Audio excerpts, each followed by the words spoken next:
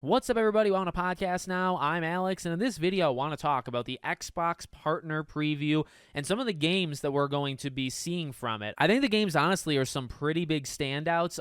I think a lot of us were expecting this partner thing, but I feel like they range. I mean, I'm going to be honest with you. I don't normally recall this one in particular. I always remember the January, like the developer direct, where they go to like 4 different studios. They interview people. We've gotten Hellblade through that, a South of Midnight, Doom, The Dark Ages. A lot. Hi-Fi Rush, of course, was, I think, the kickoff to the entire thing a couple of years ago. Shadow dropping it, all that jazz. So they've had some big ones there, but I honestly always tend to forget, this November one. But, if these first 3 games are anything to go by, and there's more, but they're not named, okay, but there's more to talk about beyond the 3, this is going to be pretty freaking sweet. So let's go over the details.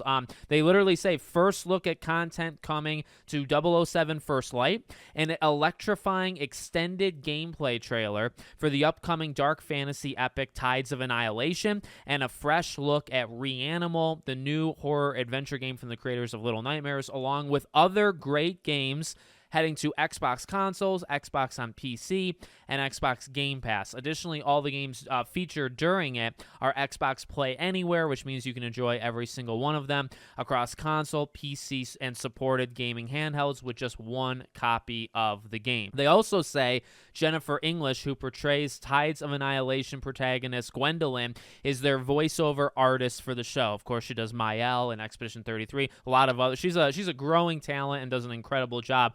So she will be there as well. So it's this Thursday, November 20th, 10 a.m. Pacific, 1 p.m. Eastern. It's actually 11 a.m. for me.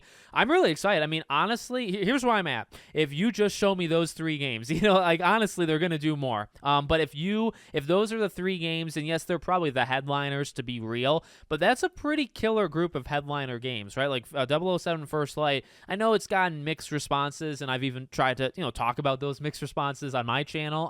But I am so excited for First Light, and I really think it's got a lot of potential to be an amazing, amazing game. Tides of Annihilation, that's one that I think has to build, but I think it's got all the promise in the world. It looks incredible, and those type of games, I feel like this is kind of the era where people have its back, and are also willing to wait a little to see more, because we do need to see more from it, I think, to like kind of take that next step of excitement. And then Reanimal, oh my goodness, that demo was really, really good that they had a couple weeks back. I did a video on it. I think I did a review on the demo. It was so freaking good. And here's the thing, 007's got the date. Tides of Annihilation, well, they literally say it's just an extended gameplay trailer. Now, that's good. I think that's kind of what you would want to see from Tides of Annihilation. I wouldn't expect a date or anything like that for that one.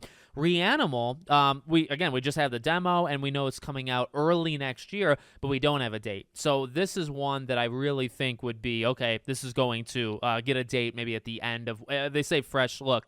So whatever it is, if it's a trailer, if it's gameplay, I imagine at the end we actually get a release date. So that's kind of the big one, because 007's got the date. We'll just see more. Well, actually, an exciting first look at content coming to 007. I hope it's not like a pre-order bonus thing, or there's going to be 4 seasons, and they're just telling us that there's going to be 4 seasons coming to the game after. I don't really need that, so I guess First Light could kind of depend on how they go. But again, they say other great games heading to Xbox on PC, and Game Pass. I think, as far as my knowledge goes, I don't think any of those are on Game Pass. Reanimal, you guys can correct me if I'm wrong. That one might be, but my gut tells me no, so you guys can just let me know. But maybe that's just that added sign that we'll get more. We are going to get more than those 3, but maybe something big for Game Pass, like in the first, January, February, March. That's again something that I think the January Developer Direct can do. Although I feel like that's kind of, in my opinion, that Developer Direct in January should just be the games that are coming out, which would be like Fable, Forza, Halo, and Gears. If you did those 4 studios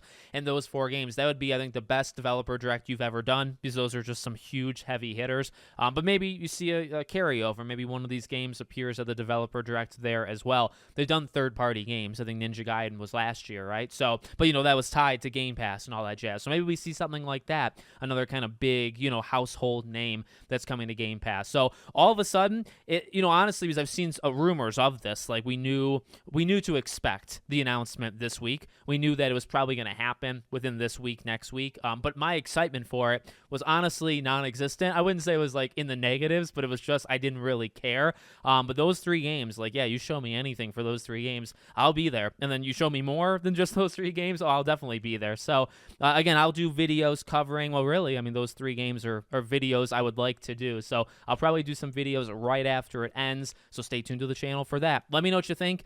Make sure, as always, you're subscribed to the channel, bell icon turned on, and I hope to see you all on the next one.